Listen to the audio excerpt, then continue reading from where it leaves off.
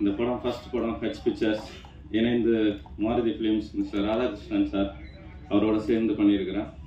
எனக்கு மிஸ்கின் அண்ணன் ஒரு குருநாதர் மாதிரி 5 இயர்ஸாக மிஸ்கின் அண்ட் ஆதித்யா. இந்த சப்ஜெக்ட் சொல்லும்போது டிஃப்ரெண்ட்டாக இருந்தது. சரி, இப்போ இந்த சப்ஜெக்ட் ஒரு த்ரில்லிங்காகவும் டிஃப்ரெண்ட்டாகவும் இருந்தோன்னா மிஸ்கின் அண்ணன் எனக்கு ஃபஸ்ட்டில் இருந்து எண்டு வர சக்ஸஸ்ஃபுல்லாக ஒரு ப்ரொடியூசரை வந்து ஒரு ப்ராஃபிட்டபுளாக எனக்கு சக்ஸஸ்ஃபுல்லாக பண்ணி கொடுத்தாங்க. அண்ணனுக்கு முதற்கண் வணக்கத்தை தெரிவித்துக் கொள்கிறேன். நெக்ஸ்ட் அவரோட பிரதர் ஆதித்யா. இந்த படம் ஃபஸ்ட்டில் இருந்து எண்டு வர ஒரு ப்ரொடியூசருக்கு எந்த ப்ராப்ளமும் இல்லாமல் ஒரு ஃப்ரெண்ட்லியாக ஒரு பட்ஜெட்டை வந்து எவ்வளோ கம்மி பண்ண முடியுமோ சக்ஸஸ்ஃபுல் டைரக்டராக ப்ரொடியூசரை வந்து நல்ல ஒரு ஃப்ரெண்ட்லியாக ஹேண்டில் பண்ணாப்புல. தம்பிக்கு என்னோட வாழ்த்துக்களை தெரிவித்துக் கொள்கிறேன். நெக்ஸ்ட் நல்ல சக்ஸஸ்ஃபுல் மூவி எடுக்கணும். அண்ணனோட இணைந்து நெக்ஸ்ட் நாங்கள் 3 பேரும் சேர்ந்து ஃபர்தராக லாங் டேர்மாக நெக்ஸ்ட் மூவி கம்மிங் சூன் விரைவில் அண்ணன் ஆசீர்வாதத்தோடு அடுத்த மூவி பண்ணுறதுக்கும் நாங்கள் இன்ட்ரெஸ்டாக இருக்கிறோம். நெக்ஸ்ட்டு ஞானசேகர் இந்த படத்துக்கு நல்லா ஸ்டார்டிங்லேருந்து எண்டு வர நல்லா கோஆர்டினேட் பண்ணி டச் ஸ்க்ரீன் நல்ல பேர் உதவியாக இருந்தார். நெக்ஸ்ட் ஸ்ரீகாந்த் அண்ணன், next cameraman, next Vidharth and Arun, next Poorna and எல்லாரும் நல்லா கோஆப்ரேட் பண்ணாங்க. படமும் நல்லா வந்திருக்கு. நெக்ஸ்ட் உங்களோட ப்ரெஸ் பீப்புள் இந்த படத்தை நல்லா சக்ஸஸ்ஃபுல்லாக எங்களுக்கு பெரும் உதவியாக இருக்கணும்னு வேண்டி தாழ்மையுடன் கேட்கிறேன். வணக்கம். Thank you sir. நான் ஆக்சுவலி ஊர் விட்டு போய் ஹைதராபாத்தில் தெலுங்குல ஓகே இது இன்னொரு லைஃப் என்ன ஏது அப்படின்னு பார்த்துட்டு இருக்கிறப்போ இந்த கேரக்டர் நீ கரெக்டாக இருப்ப அப்படின்னு கூப்பிட்டு திருப்பி இங்கே நிற்க வச்சு மறுபடியும் படம் பண்ண வச்சதுக்கு thank you so much. I'm just so privileged and happy to be here. டெவில்ன்ற படம் கண்டிப்பாக ஒரு முக்கியமான படமாக இருக்கும்னு நான் நம்புகிறேன். இன்னைக்கு இருக்கிற ஒரு சூழ்நிலையில் வந்து ஒரு கப்பலினுடைய ரிலேஷன்ஷிப் வேறு எல்லாமே வந்துருச்சு. எல்லா விதமான மெட்டீரியல் கம்ஃபர்ட்டும் வந்துருச்சு. இந்த மாதிரி ஒரு இடத்துல வந்து ஒரு ரிலேஷன்ஷிப் எப்படி என்ன அப்படின்றதோட ஒரு மாடர்ன் டேக் வந்து ரொம்ப அழகாக சொல்லியிருந்தாரு.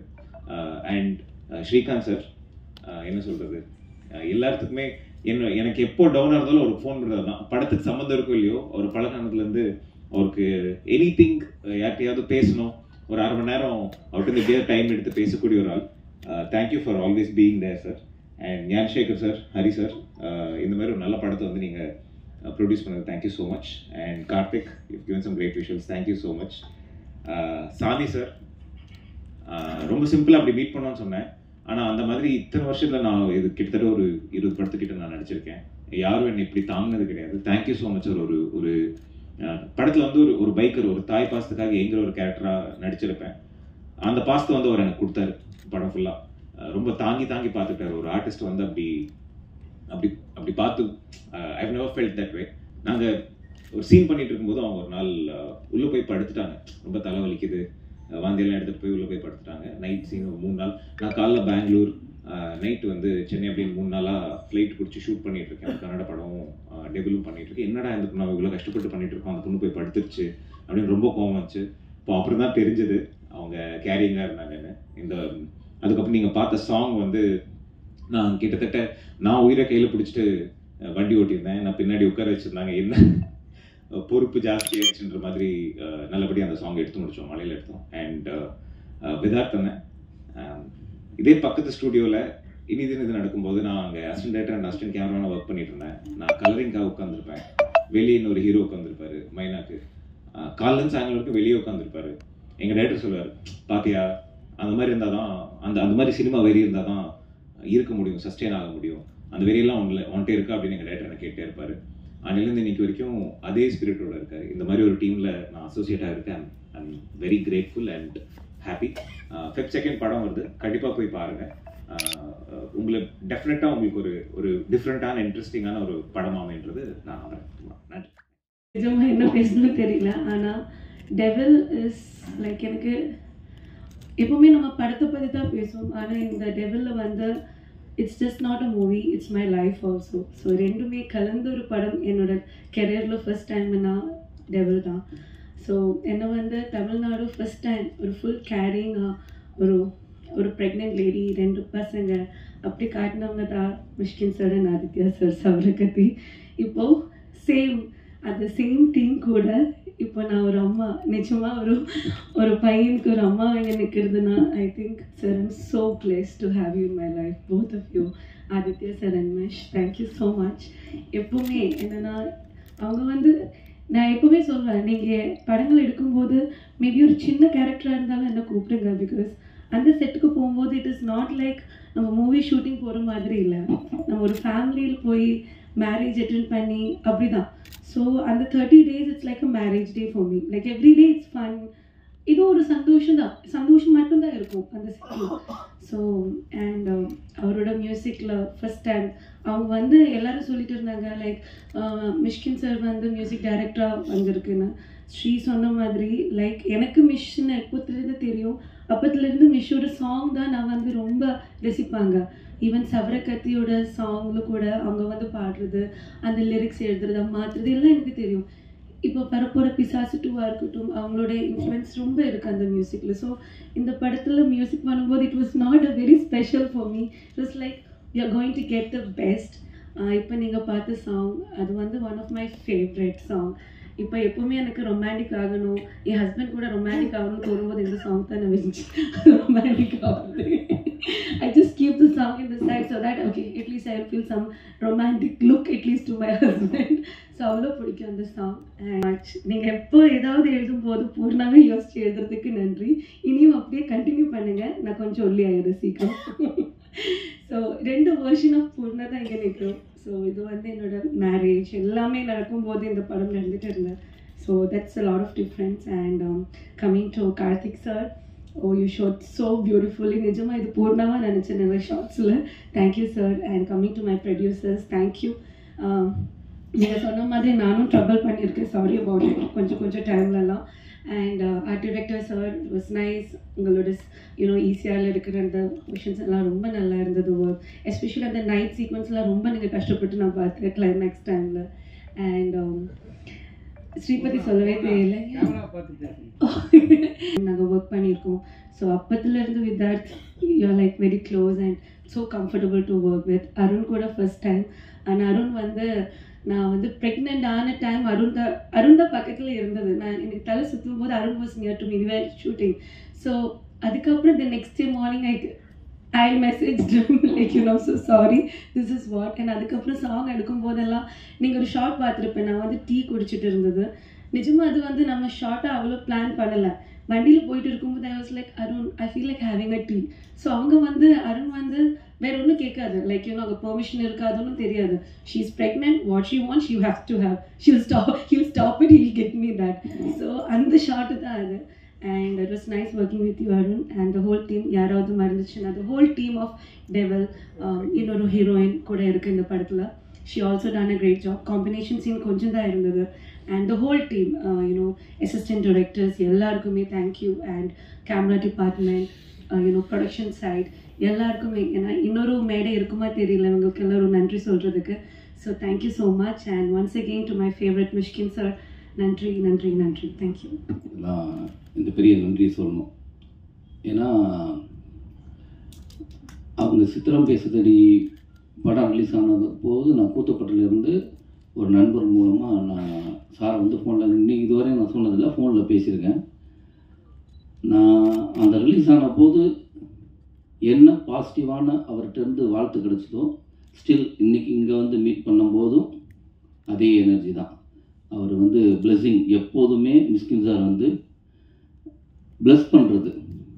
நீ கவலைப்படாத, நீ இன்னும் 50 வருஷம் நடிப்ப, நல்லா முயற்சி பண்ண, நல்லா நடிப்ப அப்படிங்கிற ஒரு பாசிட்டிவான எனர்ஜி கொடுக்குற ஒரு இயக்குனர். ஆக்சுவலாக இந்த படத்தில் நடிக்கிறதுக்கு முன்னாடி மிஷ்கின் சார் படம் பண்ணுறதா இருந்தது. அவர் கூட தான் பயணிக்கிற மாதிரி ஒரு ட்ராவல் ஒரு தடவை நான் ஆஃபீஸில் மீட் பண்ணேன். ஸ்ரீகாந்த் சார் சொல்லி தான் போனோம். அந்த டயத்தில் தான் இப்படி ஒரு படம் எடுக்கும்போது எனக்கு சாமி சார் இப்படி ஒரு படம் இருக்குது வாங்க அப்படின்னு. அதனால் நன்றியை மிஷ்கின் சாருக்கும் ஸ்ரீகாந்த் சாருக்கும் சேர்த்து சொல்லிக்கிறேன். இப்படி ஒரு வாய்ப்பை ஒரு காட்டி விடுறது இருக்குல்ல, அது அப்படி தான் அந்த படத்துக்குள்ள நான் வந்தேன். நல்லா பண்ணியிருக்கேன்னா அதுக்கு மெயின் காரணம் ஆதித்யா சார். நான் இதுவரை எந்த படத்துலையும் நான் நடிச்சிருக்கேன், டைரக்டர் சொல்லி நான் பண்ணிவிடுவேன். ஆனால் இந்த படத்தில் நான் நடித்தது பூரா அவர் முன்னாடி முதல்ல நடிச்சிருவார், அதுக்கப்புறம் தான் நான் நடிச்சுவேன். அதை பார்த்து இந்த நடிப்போடைய எல்லாம் நல்லா பண்ணியிருக்காங்கன்னு சொன்னாங்கன்னா அதுக்கு முழு காரணம் ஆதித்யா சார் தான். Beautiful actor. ஏன்னா அவர் ஆக்சுவலாக அந்த ஒரு சாங் இருக்குது, நான் அதை போடுவாங்கன்னு நினச்சேன், அது போடல. நானே இங்கே பார்க்கல, நாவலாக இருந்தது. அந்த சாங் எடுக்கும்போது எனக்கு ஒரு பயம் இருந்தது. ஐயோ நான் என்ன ஆடுறது, இப்படி ஒரு பாட்டு இருக்குது, அந்த கிஸ்மி கமான் கிஸ்மி சாங்கு. எனக்கு ஒரு பயம். சரி அந்த பொண்ணு எப்படி இருக்காங்கன்னா அந்த பொண்ணு ட்ரெஸ்ஸை பார்த்தா இன்னும் பயம் வந்துருச்சு, எப்படி எடுக்க போகிறாங்க, ஐயோ நமக்கு வராது, அந்த பொண்ணு மாஸ்டர் வேறு இருக்காங்க. இவர் அதை பற்றிலாம் கவலையே பண்ணல, வந்துட்டு தலைவா வாங்க அப்படி நில்லுங்க அப்படின்ட்டு. இவர் அந்த பொண்ணு மாதிரி வந்து நின்னா பாருங்க, பியூட்டிஃபுல். ஆக்சுவலாக இவர் பண்ண அளவுக்கு கூட அந்த பொண்ணு பண்ணல, நாங்கள் பண்ணல, அதான் உண்மை. அவ்வளோ பிரமாதமாக பண்ணார். ஆக்சுவலாக நான் இந்த படம் பார்த்தோன்னே பொதுவாக வந்து நம்ம எங்கே படிக்கிறோமோ அதோட பிரதிபலிப்பு எங்கேயாவது வந்துடும். சில பேருக்கு என்னென்னா படித்த இடத்தோடைய அடையாளத்தை விட்டுட்டு வேறு ஒன்று பண்ணலான்னு தோணும். சில பேருக்கு பியூட்டிஃபுல்லாக ஒன்று படிச்சுங்க அது மாதிரி வரலையேன்னு தோணும். அவர் படித்த ஸ்கூல் மிஸ்கின் சார்கிட்ட அதோட பாதிப்பு கண்டிப்பாக அந்த படத்தில் இருக்குது. எனக்கு படம் பார்க்கும்போது நல்லா தெரிஞ்சு மிஸ்கின் சாரோடைய படம் எப்படி இருக்கும், எவ்வளோ அழகாக, எவ்வளோ குவாலிட்டியாக, எவ்வளோ தன்மையாக அழகாக இருக்குமோ அதே குவாலிட்டி நான் அதில் பார்க்குறேன். நானும் வந்து ஜன்னலோரம் படத்தில் நடிச்சிருந்தோம்.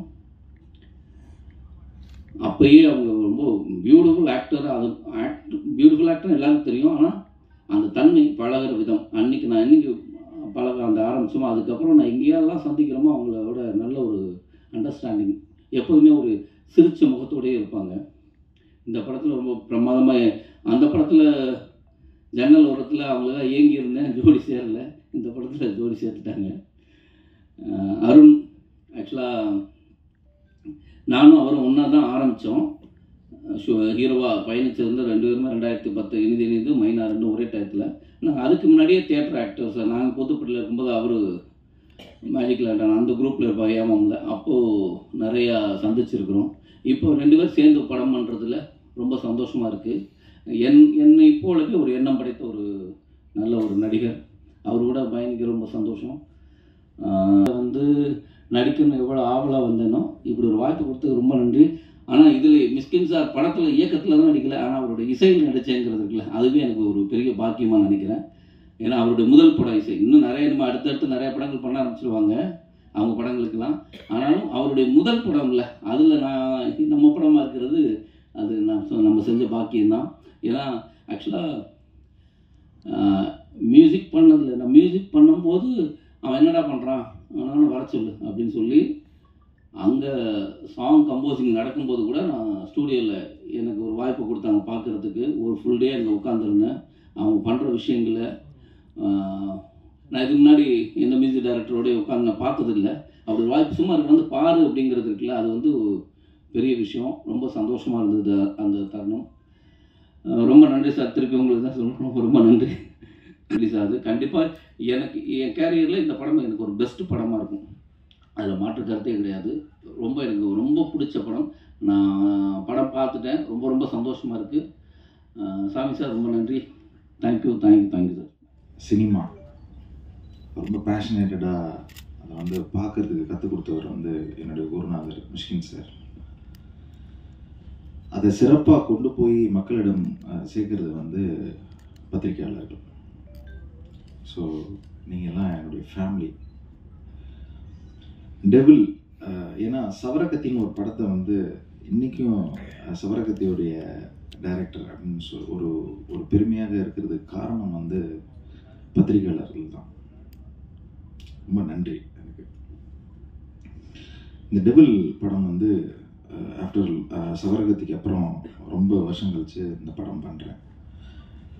சவரகத்திக்கு அப்புறம் ஒரு அதுக்கப்புறம் வந்து ஃபைனான்ஷியலாக நிறையாது எனக்கு வந்து மிஸ்கின் அண்ணா எனக்கு எப்பயுமே என்னோடய குருநாதர் ஹெல்ப் பண்ணிக்கிட்டே இருப்பார்.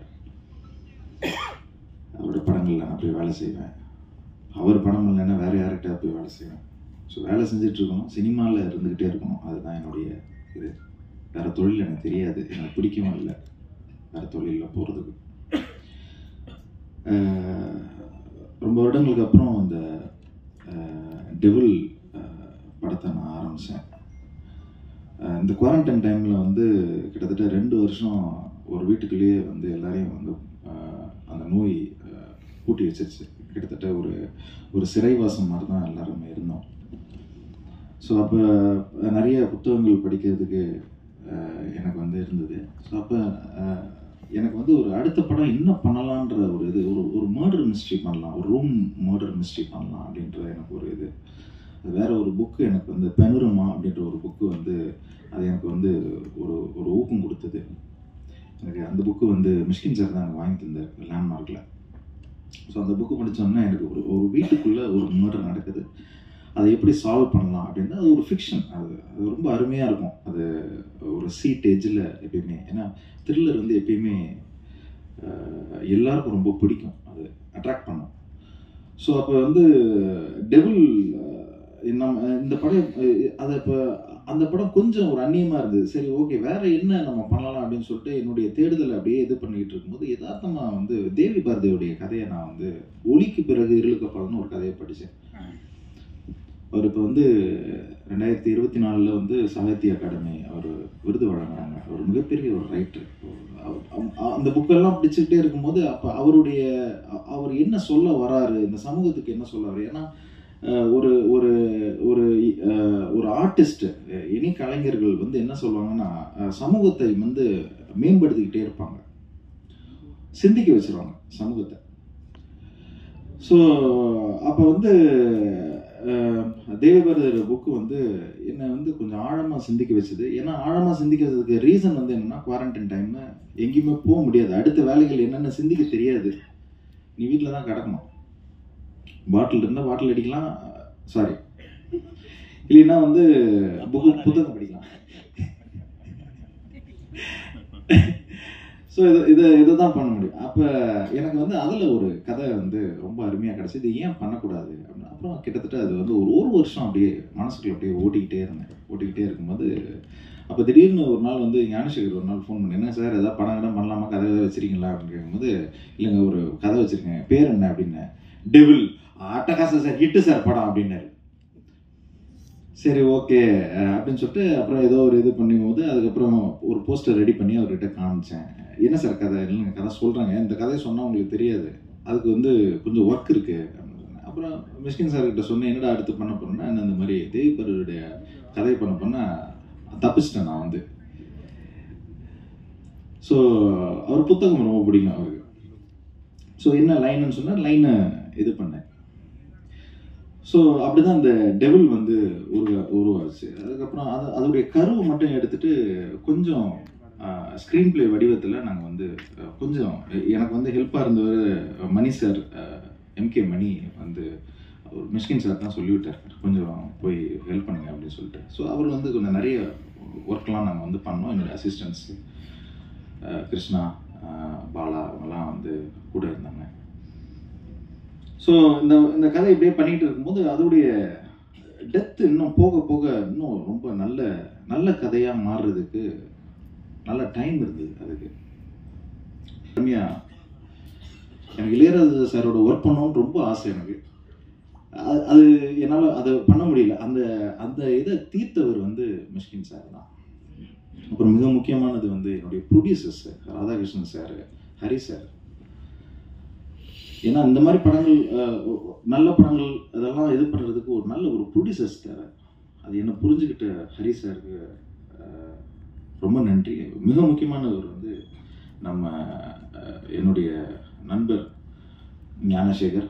அப்புறம் இந்த படம் வந்து நடக்கிறதுக்கு மிக முக்கியமான ஒரு பர்சன் வந்து என்னன்னா நம்ம ஸ்ரீகாந்த் அண்ணா. ரொம்ப நன்றி அண்ணா.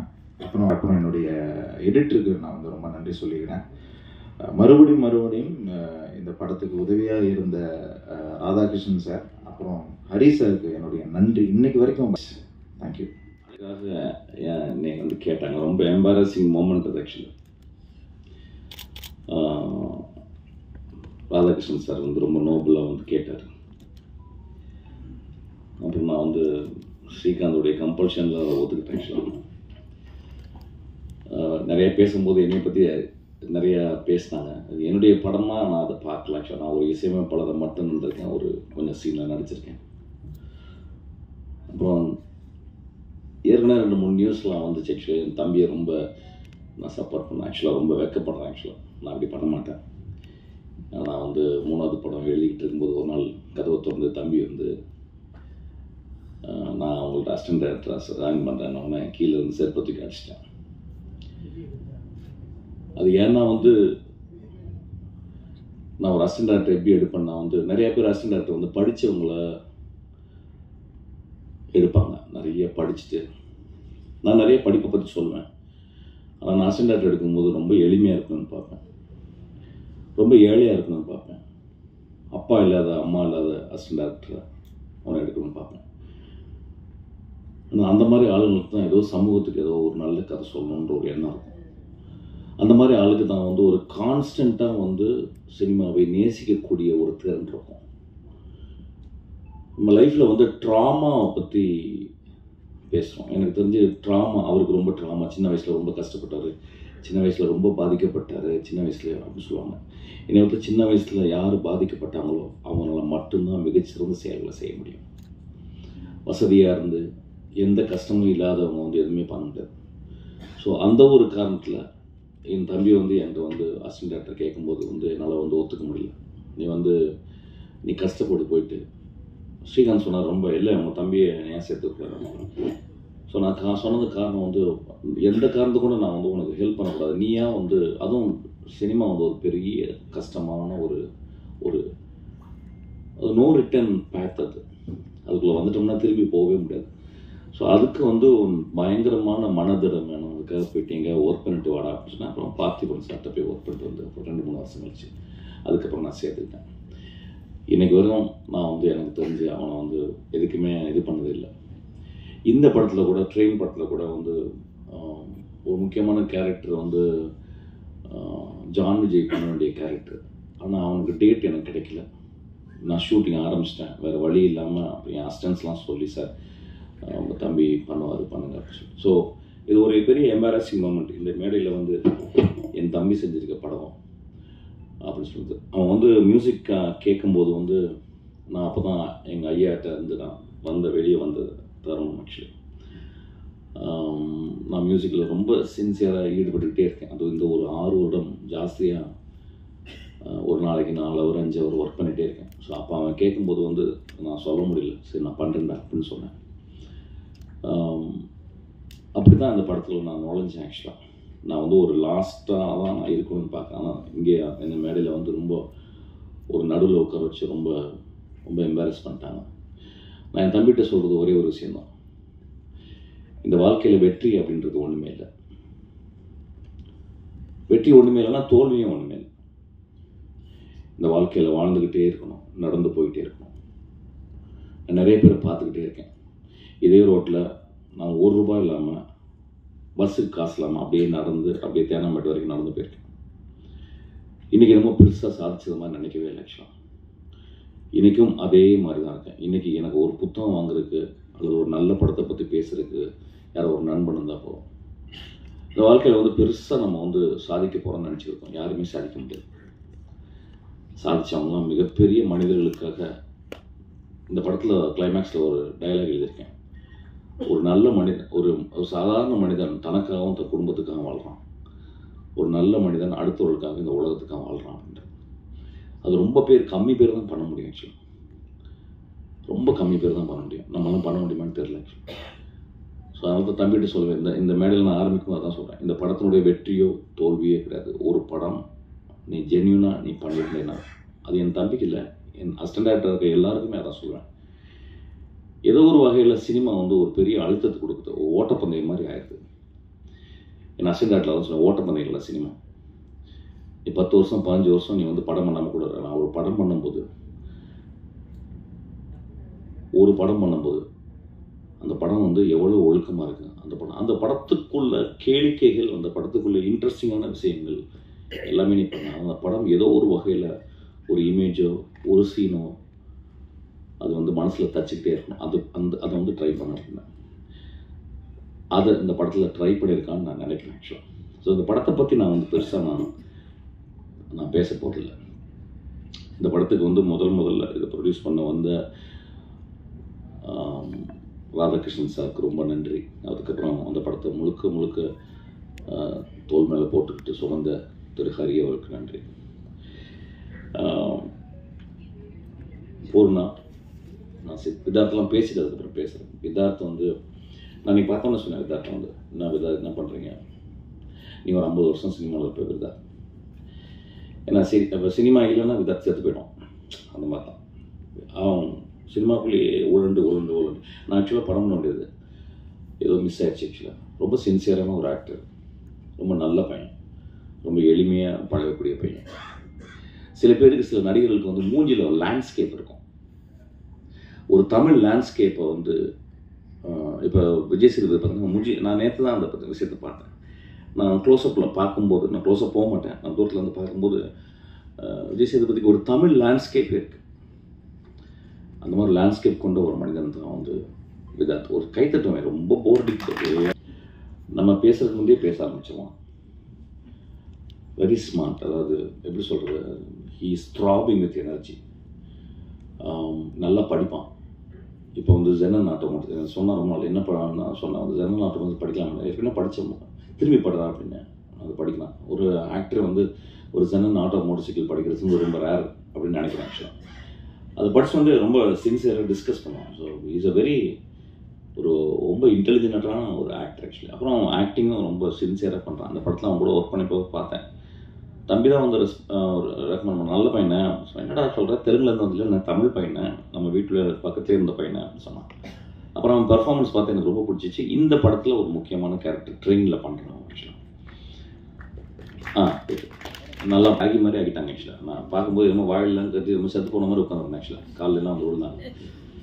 காலில் விழுந்து வயசாகிடுது ஆக்சுவலாக. நான் சாதாரணமாக வயசாகாது, இப்போ காலில் விழுந்து வயசாகிடுது ஆக்சுவலாக. எனக்கு தெரியும் ஒரு 16-18 வருஷமாக எனக்கு தெரியும். சித்திரம் வயசுலேருந்து என் கூடவே இருக்கான் ஆக்சுவலாக. ஓடிக்கிட்டே இருக்கான். அப்படி ஓடி இன்னைக்கு வந்து ஒரு ஒரு ஒரு ஒரு ப்ரொடியூசர் லெவலுக்கு வந்துட்டான் ஆக்சுவலாக. சீக்கிரம் என் படத்தையும் பண்ணிடுவ போலடா நீ. ஆமாம், வேலை செஞ்சுக்கிட்டே இருக்கார் ஆக்சுவலாக. என் தம்பி வேலை செஞ்சதில்லை, எங்கள் அப்பா அம்மா எனக்கு ஹெல்ப் பண்ணதில்லை. ஆனால் எனக்காக அவங்க குடும்பத்தை கூட பார்க்காம எனக்காக என் மகளை பார்த்து கொண்டு, என் மகள்கிட்ட பேசுறது கூட எனக்கு டைம் கிடையாது. என் மகளுக்கு இன்றைக்கெல்லாம் காசு, நேரத்தெல்லாம் போய் காசு அனுப்பினார் ஆக்சுவலாக. ஸோ என்னை எப்பொழுதுமே நேசிக்கணும். ஏன்னா என் வாழ்க்கையில் என்ன பெருசாக சாதித்தேன் அப்படின்னா, நான் சாகும்போது ஸ்ரீகாந்த் என் கூட இருப்பார்.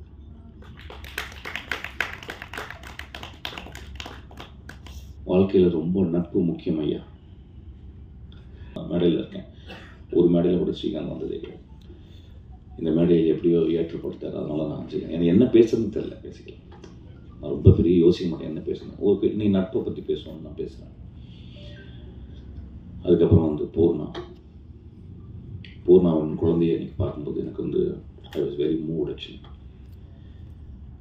அந்த குழந்தையுடைய காலெல்லாம் தலையில் எடுத்து வச்சுக்கலாம். பூர்ணாவோட காலெல்லாம் தலையில் எடுத்து வச்சுக்கலாம். அந்த அளவு ரொம்ப நோபனாலும் ஒரு பெண் ஆக்சுவலாக. அதனால என் படத்தில் கேரக்டர் இருப்பாங்க நினைக்கிறேன். ஸோ அதனால் ஐம் ஸோ மூவ்ட். இன்றைக்கி ஒரு பூர்ணாவை தாயாக பார்க்கும் பொழுது நான் ரொம்ப சந்தோஷப்படுறேன். அவன் வந்து என் குழந்தை, அந்த குழந்தை தூங்குற குழந்தை என் காலை தொட்டு கும்பிட சொல்கிறான். என் குழந்தையோடு உன் குழந்தை நல்லா வாழணும்னு நான் கடவுள்கிட்ட வேண்டிப்பேன். அப்புறம் தன் கடைசி வரைக்கும் சொன்னான், ஆனால் நீங்கள் வந்து தலையிடவே கூடாது அப்படின்னா. சரிடா, அது ஸ்கிரிப்டாக கூட இல்லை, நான் ஸ்கிரிப்ட் கொடுக்க மாட்டேன்னா அப்படின்ட்டான். சரி நல்லதுடா, அந்த பிடிவாதம் இருந்தால் நீ வந்து லைஃப்பில் வந்துடுவேன். கடைசி வரைக்கும் ஸ்கிரிப்டை காட்டவே இல்லை. அப்புறம் வந்து சும்மா மேலகமாக சொன்னான். அப்புறம் படத்தை காட்டினான். நான் படத்தை காட்டி தான் நான் தான் மியூசிக் பண்ணுவேன். படம் பார்த்து நல்ல படம் அப்படிலாம் சொல்ல மாட்டேன் அவங்கள்ட்ட. சும்மா அது தம்பியை இது பண்ணுறாங்க. ஆனால் நிறைய இடங்களில் வந்து ரிஸ்க் எடுத்துருக்கான். ஒரு பெண் உடைய பிறழ்வு, அவள் பெண்ணாடியே அந்த காமத்துக்குள்ளே போகிறது, காமமாக தெரியாமல் கஷ்டப்படுறது, நல்ல ஒரு மெச்சூரான கதைகள். நிறைய என்ன கதைகள் சொல்கிறோம் அப்படின்றது வந்து ரொம்ப பெரும் குழப்பம் இருக்குது. அதனால் இப்போ வந்து நான் பார்த்துட்டேன். இப்போ நிறைய படங்கள் பார்த்தீங்கன்னா இந்த வீடியோ கேம் மாதிரி கண்டினியூஸாக சுட்டுக்கிட்டே இருக்காங்க. குடன்னு சுட்டுட்டாங்க. ஹெலிகாப்டர் சம்மந்தமே இல்லாமல் வீட்டுக்குள்ளெல்லாம் வருது. ஏன் வருதுன்னு தெரியல. என் படத்துலையும் கிளைமேக்ஸில் ஒரு சின்ன ஹெலிகாப்டர் வேணும்னு அப்படி வர வச்சுட்டு போயிட்டுருக்கேன். தானு சார் சொன்னேன் எளிய கவலை. தானு சார் எப்படின்னா எதை கேட்டாலும் 100 தந்துடுறாரு. நான் ஒன்று சார் ஒரு வண்டி 100 வண்டி அனுப்பிடுறான்ப்பான்றாரு. நான் ஹெலிகாப்டர் சும்மா சொன்னேன், உடனே வந்துட்டு அவர் ஹெலிகாப்டர் கொண்டாந்துப்பான்னு போயிட்டார். சார் இல்லை சார், நான் வேணும்னே என் படத்தில் தூரத்தில் ஒரு ஹெலிகாப்டர் வர மாதிரி காட்ட போகிறேன் சார் அப்படின்னு நான் சொல்லியிருக்கேன் ஆக்சுவலாக. ஸோ என்ன கதைகள் பண்ணுறதுன்னே தெரியல. அப்புறம் இந்த பையன் என்னங்க புரியல 10 நிமிஷம். அப்புறம் இவன் வந்து ஒரு கதை, ஒரு ஒழுக்கம், ஒரு நியாயம் அதில் இருக்குது. அது எப்படி கூடாது. இங்கே நிறைய பேர் சொன்னாங்க நல்ல படம், நான் அப்படிலாம் சொல்ல மாட்டேன். நல்ல படம்லாம் ஓடி இருக்காருன்னா நந்தலால நல்ல படம் தான், ஓனா ஆட்டுக்குட்டி நல்ல படம் தான். இந்த போன வாரம் ஜப்பானில் ஓனா ஆட்டுக்குட்டி வந்து போட்டுட்டு ஒருத்தர் ஜப்பான் ப்ரொஃபஸர் கூப்பிட்டு பேசுகிறாரு, படம் ரொம்ப நல்லா இருந்துச்சுங்க. அப்படிங்களங்க, தமிழ்நாட்டில் நல்லா இல்லைங்க அப்படின்னு. ஸோ அது நல்ல படம் அப்படிலாம் கிடையாது. ஆனால் ஒரு படம் நன்றாக மனது ஆழத்திலிருந்து நிஜமாக நான் நல்ல படம்னு எடுத்த படம் எல்லாமே வாழ்நாள் முழுவதும் நல்லாயிருக்கும். உதிரிப்புகள் நம்ம மறக்க முடியுமா? ரஜினிகாந்த் சொல்கிறார் வந்து, போன தங்கச்சி திருப்பி வந்து கட்டி பிடிச்ச அழுகுறா, யோ போய அப்படின்னா இது போதாத அந்த படத்தை மறக்க முடியுமா? ஸோ ஒரு நல்ல படம் வாழ்க்கையை சொல்லக்கூடிய படம், வாழ்க்கையை எப்படி வாழ வேண்டும் என்று சொல்லக்கூடிய படம், எப்படி நேசிக்கப்பட வேண்டும் என்று சொல்லக்கூடிய படம், எதற்காக வாழ்கிறோம் என்ற கேள்விகளை எழுப்புகிற படம், அது நல்ல படம் தான். இதில் அந்த மாதிரி சில கேள்விகள் இருக்குது. ஸோ அதனால் I think for us it's considers a decent film. படம் எப்படி சுவையாக இருந்தது, எப்படி நல்லா இருந்துச்சுன்னா பத்திரிக்கைக்காரங்க எழுதணும், அதுக்கப்புறம் படம் பார்த்துட்டு அது நல்லா இருக்குன்னு சொல்லணும். So that rest up to the audience and the people. இந்த மேடையில் வந்து படம் நம்ம நல்லா பண்ணியிருக்கேன் நம்ம சொல்கிறது வருது. ஸோ அந்த படத்தில் அந்த மாதிரி ஒரு விஷயம் இருந்துச்சு. அப்புறம் மியூசிக்கு, அந்த மியூசிக்கு நான் ஐயாட்ட இருந்து வந்தவொடனே சண்டை, கண்டினியூஸாக சண்டை, நான் சண்டை போட்டுகிட்டே இருக்கேன், அவர் எனக்கு திட்டிக்கிட்டே இருக்காரு. அப்புறம் ஒரு ரொம்ப மனசு கஷ்டமாயிடுச்சு. இனிமேல் வந்து வெளியே வரும்போது இப்படி ஒரு கொடுத்துருக்கான். சரி என்ன பண்ணலாம், என்னுடைய குருநாதர் இப்போ ரீசெண்டாக ராமமூர்த்தி, அவர் வந்து ஒரு 2 வருஷமாக எனக்கு அவர் மியூசிக் சொல்லி கொடுத்துருக்காரு. நானும் ஒரு 6 வருஷம் படிக்கிறேன். ஸோ அதனால் வந்து சரி நான் எனக்கு புதுசாக எதாவது பண்ணலாம் அப்படின்னு சொல்லிட்டு இந்த படத்தில் இறங்கியிருக்கேன். ரீரெக்கார்டிங் வந்து இந்த த்ரூஅவுட் இந்த படத்தில் வந்து ஒரு கம்ப்யூட்டர் ஜெனரேட்டட் மியூசிக், அதாவது ஏதாவது ஒரு லூப்பில் இருந்து எந்த எதுவுமே எடுக்கலை. முழுக்க உண்மையான இருக்கிற, ஃபார் எக்ஸாம்பிள் வயலினிஸ்ட்டுன்னு இருக்காங்க நம்ம ஊரில், நிறைய பேருக்கு தெரியாது. இங்கே எக்ஸ்ட்ராடினரி வயலினிஸ்ட், அந்த ஸ்ட்ரிங் செஷனில் உள்ளவங்க எனக்கு தெரிஞ்ச கல்யாண் சார், அதுக்கப்புறம் செல்லிஸ்ட் சேகர், இவங்க இன்டர்நேஷ்னல் லெவலுக்கு இவங்க பெரிய அளவு. ஆனால் இன்றைக்கி அவங்கள நிறைய யூஸ் பண்ணாமல் கம்ப்யூட்டர் ஜெனரேட்டராகவே நிறைய, ஆனால் இந்த படத்தில் அப்படி இல்லாமல் முழுக்க ஒரு லைவ் இன்ஸ்ட்ருமெண்ட்லேயே பண்ணணும்னு சொல்லிட்டு நான் பண்ணியிருக்கேன் ஆக்சுவலாக. அப்புறம் வயசுலேருந்து பாடிட்டே இருப்பேன், நான் கம்போஸ் பண்ணிகிட்டே இருப்பேன், நான் எழுதி பாடுவேன். அந்த மாதிரி இதில் வந்து எனக்கு ரொம்ப இதில் பிடிச்ச பாட்டு வந்து கடவுளுக்கு ஒரு கோரிக்கை அப்படின்ற ஒரு பாட்டு, ஒரு திணவு பாட்டு எனக்கு ரொம்ப பிடிச்ச பாட்டு. அது வந்து இந்த படத்தில் கம்போஸ் பண்ணியிருக்கேன். அதுவும் ஒரு 36 மார்க்கு பாஸ் போடலாம். 100 மார்க் வாங்கவே முடியாது. 100 மார்க் வாங்கக்கூடிய ஒரே மனிதர் இளையராஜா மட்டும்தான். அவர் அதுக்கப்புறம் ஒரு Rahman. So I cannot think about walking equal to them. They are always far ahead actually. ஒரு இன்ட்ரெஸ்டில் இந்த படத்தை நான் பண்ணியிருக்கேன் மியூசிக்கு. இப்போ இந்த படத்துக்கும் அந்த பாட்டை கேட்டுட்டு தானு சார் சொன்னார், தம்பி இந்த படத்துக்கு நீங்களே பண்ணுங்கன்னாரு. இந்த படத்தை பண்ணேன். 2 பேரை பற்றி நான் சொல்லணும். இந்த படத்தை நான் பண்ணிக்கிறதுனால இப்போவே ப்ரமோஷன் ஆரம்பிச்சிடலாம். நான் பார்த்து இவ்வளோ வருஷம் 23 வருஷம் நான் ஒரு நிறைய ப்ரொடியூசர் ஒரு படையிருக்கேன். மட்டும் நல்லா இருக்குன்னு எழுதுங்க, நல்லா இருந்தால் மட்டும் இந்த படத்தை பார்த்து பக்கத்து வீட்டில் சொல்லுங்கள், இந்த படம் ஓடட்டும். நன்றாக இருந்தால் இந்த படம் ஓடும் தம்பி, நன்றாக இல்லாட்டினா ஓடாதுன்னா பரவாயில்ல, ஓடு, நீ ஓடிட்டே இரு. வாழ்க்கையில் வெற்றியும் இல்லை தோல்வியும் கிடையாது, வாழ்க்கையில் ஓடிக்கிட்டே இருக்கணும். நன்றி, தேங்க்யூ.